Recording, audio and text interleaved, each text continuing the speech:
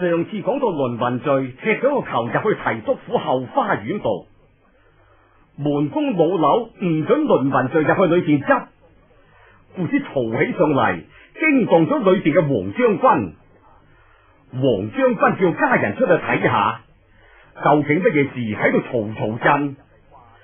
家人出去一陣間，翻入嚟話啦：啟稟將軍，有個細路叫倫文敘跌咗個球入去後花園，想入去執翻，點知老柳唔俾。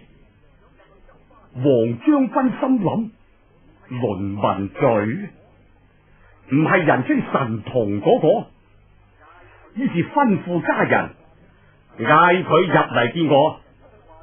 係家人出去話啦：倫文敘，將軍嗌你入去見佢喎。點知倫文敘聽住個嗌字，佢竟然話啦：如果俾我入去執翻個球，我就入；如果要我見將軍，佢係武夫，我係個讀書人，請字都冇個，居然嗌嗌聲，我就唔入噶。家人冇辦法呢，唯有回稟俾將軍知。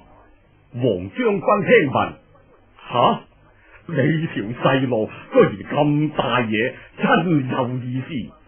好，你話我請佢入嚟啊？係。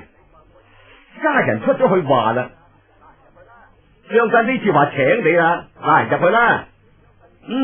咁就差唔多。嚟咗老柳一眼，激到老柳眼突突。倫文敘斯斯然跟住家人入到中堂，見到黃將軍行咗個禮，講明來意。黃將軍有意試下佢。古人講勤有功，戲無益。讀書人仔係唔係咁貪玩噶？倫文敘滋滋悠悠咁答話：孔子教六禮，其中有一種禮叫做樂禮，咁唔知算唔算個戲字呢？一句反問，當堂黃將軍就冇聲出，心諗：呢個細路都幾厲害吧？好，等我再考下佢至得。唔知倫公子識唔識對對聯呢？小子略識一二，請將軍多多指教啦。既然識對，我而家出個上聯俾你對。如果你對得通，唔單止可以執翻個球，本將軍仲有打賞。如果對唔通呢？咪怪本將軍冇人情講嘅。將軍有命，小子不敢不從，請將軍出隊啦。黃將軍望望牆壁，掛住一幅龍吟虎嘯圖，佢諗咗一諗，就話啦：好，你聽住下，畫圖中龍不吟，虎不嘯，看見童子可笑可笑。對啦，各位，梗係啦，畫上去嘅嘢邊度有聲出嘅呢？所以就看見童子可笑可笑，即使係笑倫文敘。倫文敘望一望周圍，見旁邊有張台擺住一個象棋，於是觸景生情，不加思索，馬上對啦。棋盤內車無輪，馬無鞍，說聲將軍，提防提防。將軍聽聞，拍起手掌大叫：好嘢好嘢！因為唔單止對得工整，而且意語相關。將軍兩個字可以解作係吹棋，又可以解作係鬧翻人轉頭咁嘅意思。黃將軍大讚倫文敘不愧為神童，使家人執翻個球俾佢，仲打賞咗一套文房四寶同一幅綢緞俾倫文敘。倫文敘連聲多謝，高高興興攬住啲嘢翻屋企啦。且講何老師有日偶感風寒，打咗一黐啫，借啲意就病起上嚟。倫文最好心急，親自請醫生啦、執藥啦、煲藥啦，日日問寒問暖，唯恐服侍不周。但係何老師病入膏肓，藥石無靈。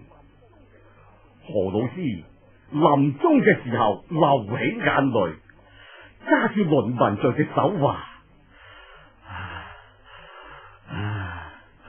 為師實在寒窗，同經好手，磨穿鐵衣，想話博取功名，封妻任子。點知皇天不由，遺恨何極呢？我唯有教育英才，到此如失。阿在你天性聰明，又勤奮好學，甚得我嘅神。我就算死落九泉，亦無所遺憾。只可惜嘅，睇唔到你明燈受榜。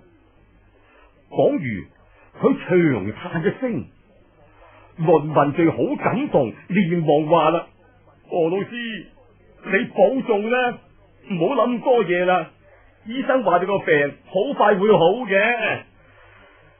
唉，呢啲係你安慰我嘅啫。老人得病，好似風中殘燭，我自己知自己嘅事。你聽我講，到咗院試嘅時候，你可以去報考，相信一定會中。以後你仍需努力，我唔能夠再教你噶。講完，最後望咗倫文序一眼，頭一側，永遠唔再見倫文序啦。倫文序慘叫一聲：何老師，何老師！講完，放聲大哭。大家辦理咗何老師嘅後事之後，諗住細路冇人管教係唔得嘅。所謂玉不琢不成器，人不學不知理。於是請咗一個姓劉嘅做教佢先生。點知呢個劉老師正一係讀壞書之流，唔單止教導無方錯誤百出，而且周時到學生屋企處索飲索食。同何老師相比啊，真係雷公打交，爭天共地啊！學生家長早已經對佢不滿噶啦，但係無可奈何呢，請佢嚟嘅時候，合約寫明1年，因為未到期，不斷辭退咗佢嘅啫。